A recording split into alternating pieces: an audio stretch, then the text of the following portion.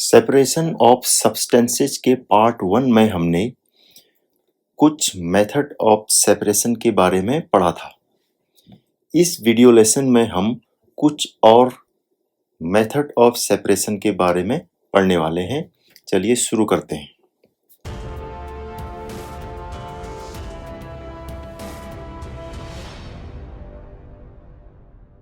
सबसे पहली जो मेथड है वो हम पढ़ेंगे, वो मेथड का नाम है फिल्ट्रेशन। देखो फिल्ट्रेशन में क्या होता है, द प्रोसेस, देखिए the process by which mixture of an insoluble solid and liquid are separated are called is called filtration. insoluble solid को उसके लिक्विड पार्ट से अलग करने को बोलते हैं। जैसे माना सपोज करो कि कोई मिक्सचर है हमारे पास, ये मिक्सचर दो चीजों का है। सपोज करो इसमें एक लिक्विड पार्ट है और इसमें एक दूसरा पार्ट है, वो सॉलिड पार्ट है। तो ये लिक्विड और सॉलिड पार्ट को अलग करने की जो मेथड है उसको हम बोलते हैं फिल्ट्रेशन।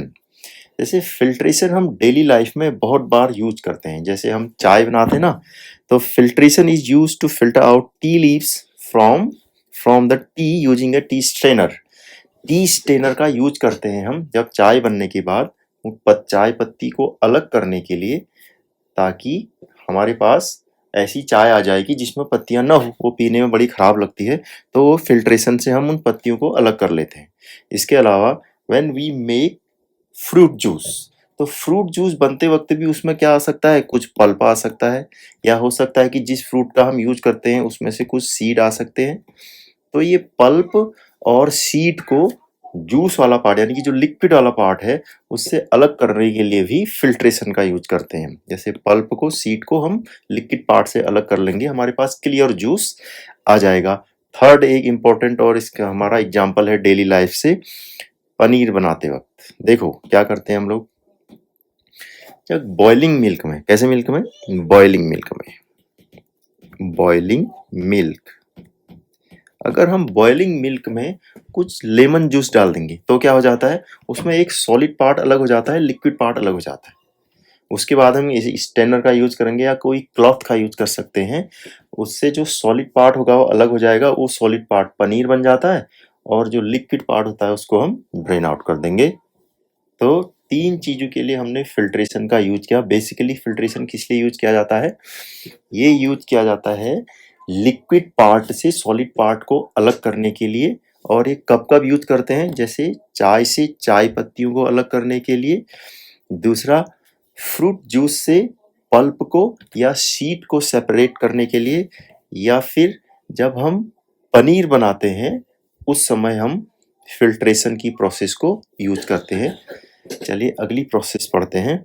अगली प्रोसेस है evaporation. The next method of separation is evaporation. देखो एवेपोरेशन में क्या होता है, this is the definition of evaporation, a liquid changes into gas. Liquid अगर गैस में चेंज हो रहा है, कन्वर्टिंग इनटू गैस, इसको हम बोलते हैं एवेपोरेशन। यानी कि एक ऐसी मेथड जिसमें लिक्विड को गैस में बदल दिया जाता है, उसको हम क्या बोलते हैं, एवेपोरेशन। यहाँ पर देखिए, यहाँ पर फिगर भी बना हुआ है बढ़िया सा, ये देखो इसमें कुछ लिक्विड भरा हुआ है। इस यूटेंसिल में, इस यूटेंसिल में क्या होगा, कुछ लिक्विड होगा, इसमें होगा ना, इसमें लिक्विड होगा। इसको हमने हीट किया नीचे से, ये हीट करने के बाद क्या होगा, it starts boiling and the liquid part converting into water vapour. माना इसमें पानी भरा है, हमने इसको हीट दिया, हीट के बाद ये क्या हो गया, जो पानी है वो वेपर में कन्वर्ट हो गया। देखो ये क्या दिख रहा है ऊपर से आपको, ये व्हाइट व्हाइट कलर का वाटर वेपर, ये क्या है, वाटर वेपर है। तो जो ये प्रोसेस है आपका, कौन सा प्रोसेस, एवेपोरेशन। एवेपोरेशन में हो क्या रहा है, कोई लिक्विड है वो गैस में बदल रहा है। तो इसी प्रोसेस को हम क्या बोल दे रहे हैं, इस प्रोसेस को हम बोल दे रहे हैं एवेपोरेशन। ठीक है, ठीक। देखो जो कॉमन सॉल्ट बनता है घर में, ये कॉमन सॉल्ट को अगर समुद्र में, समुद्र के आसपास या अराउंड द सी जो सैलो पिट्स होते हैं वहां पर, उनमें अगर जो मरीन वाटर है, सी वाटर है, जमा हुआ है, it is continuously heated by the sunlight. तो क्या होता है, जो समुद्र का वो पानी होता है, छोटे छोटे पिट्स, सैलो पिट्स जिनको बोलते हैं, या मतलब ये समझ लो कि छोटे छोटे गड्ढे जैसे, तो सैलो पिट्स में क्या होता है, सैलो पिट्स, सैलो पिट्स, ये सैलो पिट से क्या होता है, ये कंटिन्यूसली हीटेड बाय सनलाइट। ये सनलाइट इसको हीट करेगी तो क्या होगा, इसमें जो वाटर वाला पार्ट है उस सी वाटर से, वाटर वाला पार्ट क्या हो जाएगा, इवेपोरेट हो जाएगा, and this leave behind solid salt.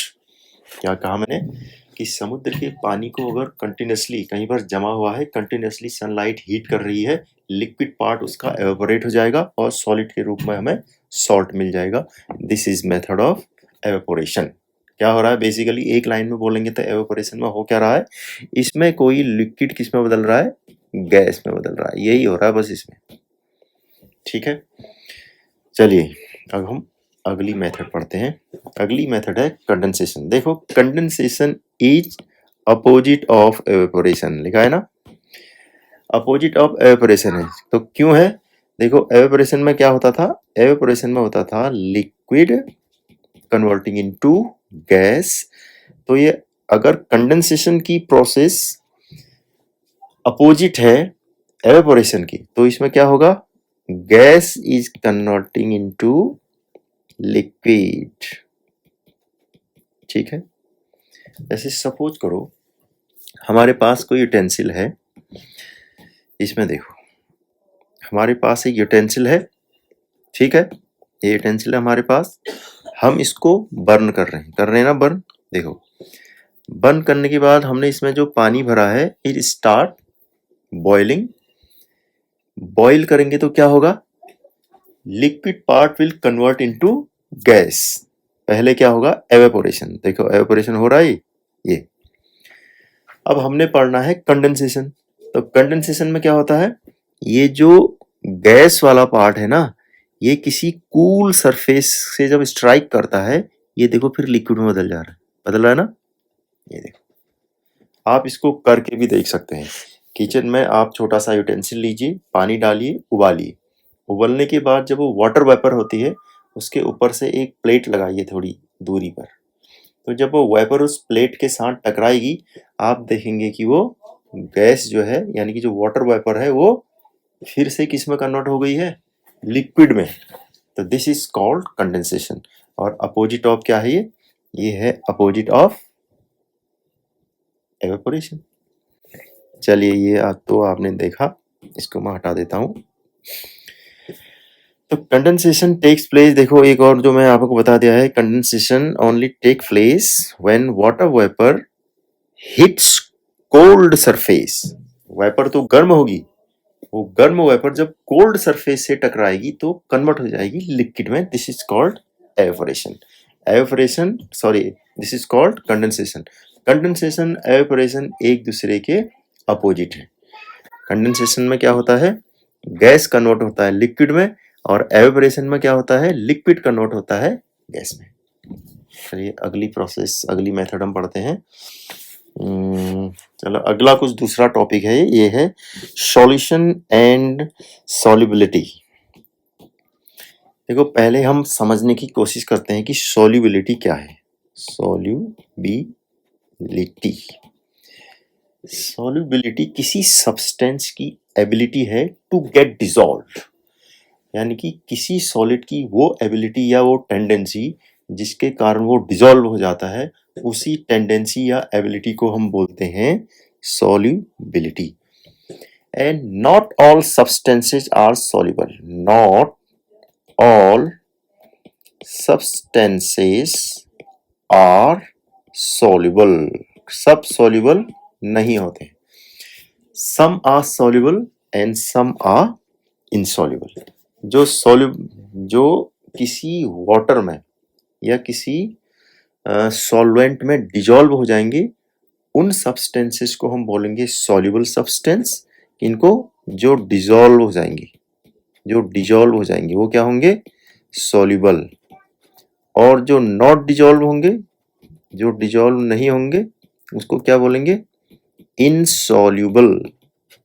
ये देखो, जो डिजॉल्व होगा उसको सॉल्यूबल सब्सटेंस बोलेंगे, जो नहीं होगा उसको इनसॉल्यूबल सब्सटेंस हम बोलेंगे।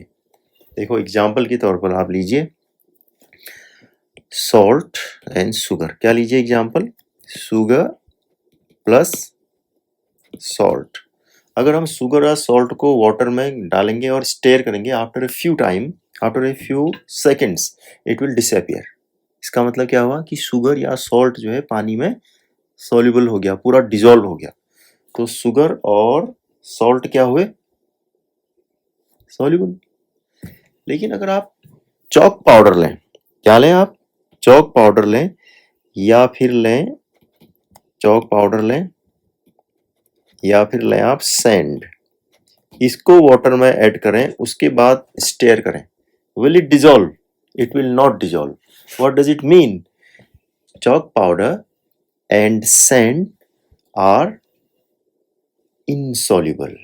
चॉक पाउडर और सैंड क्या है? इनसॉल्युबल है।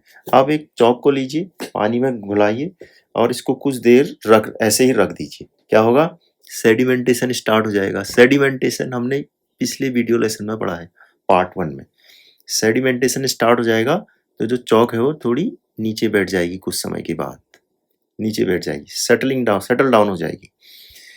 तो यानी कि इसका मतलब क्या हुआ कि चॉक पानी में डिजॉल्व नहीं हो रही है, इसका मतलब चॉक इनसॉल्युबल है। ठीक, अब दो और इसमें दो टर्म के बारे में पढ़ेंगे हम। ये टर्म क्या है? पहला टर्म है इसमें सॉल्यूट, दूसरा टर्म है इसमें सॉल्वेंट, और तीसरा एक इंपॉर्टेंट टर्म और है, उसको बोलते हैं सॉल्यूशन। देखो solute, solute, the substance that dissolve is called solute. वो सब्सटेंस जो घुलता है वो सॉल्यूट है। And the substance in which the solute dissolve, वो सब्सटेंस जिसमें सॉल्यूट घुल रहा है उसको हम बोलेंगे सॉल्वेंट।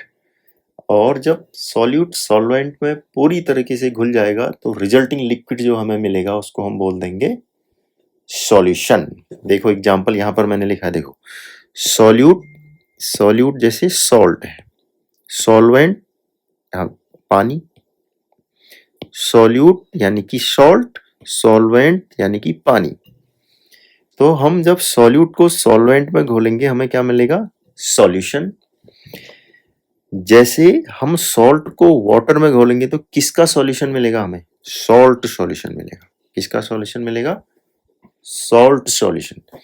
और अगर हम इस सॉल्यूट की जगह शुगर लें, यहां पर लिख देता हूं मैं, थोड़ा इसको मिटा देता हूं। अगर हम इस सॉल्यूट की जगह लें शुगर, ठीक, और सॉल्वेंट के लिए फिर से हम वाटर लें, तो हमें सॉल्यूशन क्या मिलेगा? Sugar solution. क्या मिलेगा? Sugar solution.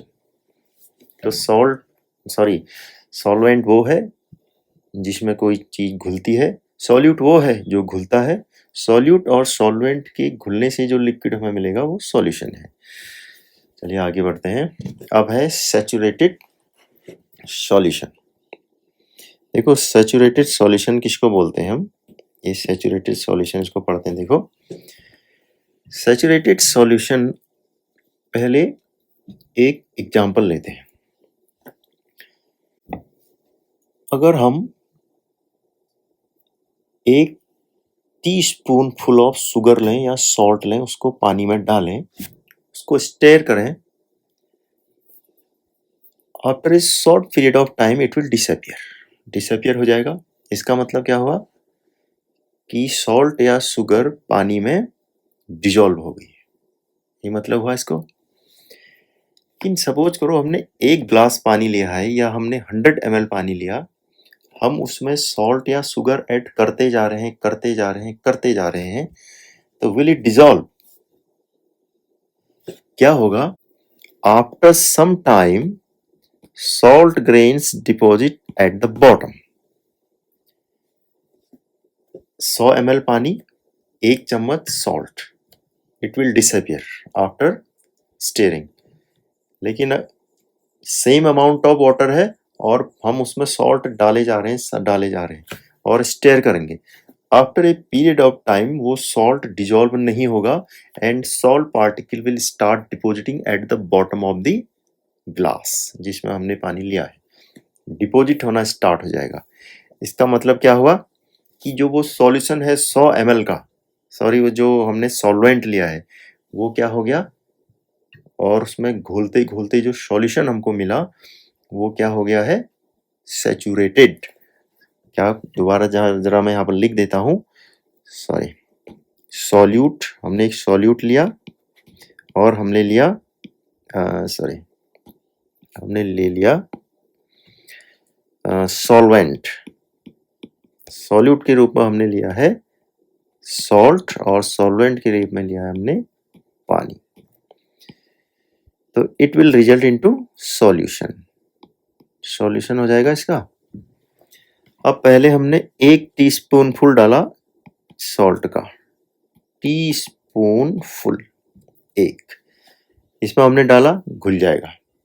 फिर दूसरा, तीसरा, चौथा, इतने टीस्पूनफुल ऑफ सॉल्ट हम सेम अमाउंट ऑफ वाटर में डालते गए, तो एक समय के बाद ऐसा होगा कि ये जो स्पूनफुल सॉल्ट हम डाल रहे हैं ना, it will not dissolve into water, और वो नीचे डिपॉजिट होना स्टार्ट हो जाएगा।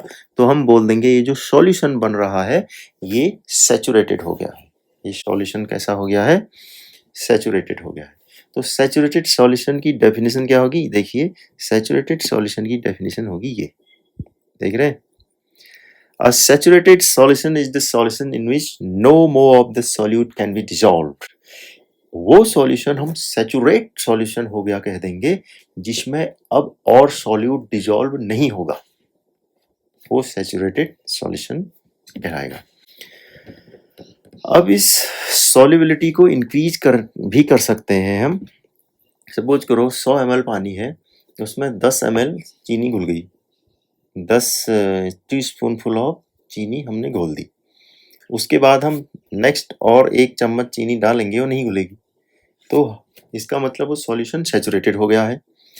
लेकिन अगर हम उस लिक्विड की जो सॉल्यूशन बना है उसकी सॉल्युबिलिटी को इंक्रीज करना चाहें, किसको, सॉल्युबिलिटी, इस सॉल्युबिलिटी को इंक्रीज, सॉल्युबिलिटी मतलब उसके घोलने की जो शक्ति है, माना सपोज करो 100 ml पानी है, वो 10 चम्मच चीनी घोल पाता है, तो हम उसको, क्या कोई ऐसी मेथड है कि 100 ml पानी है वो 15 चम्मच चीनी घोल ले, ऐसा किया जा सकता है। कैसे, अगर हम उस सॉल्यूशन को हीट देना स्टार्ट कर दें, तो हीट करना स्टार्ट कर देंगे तो सॉल्युबिलिटी बढ़ जाएगी।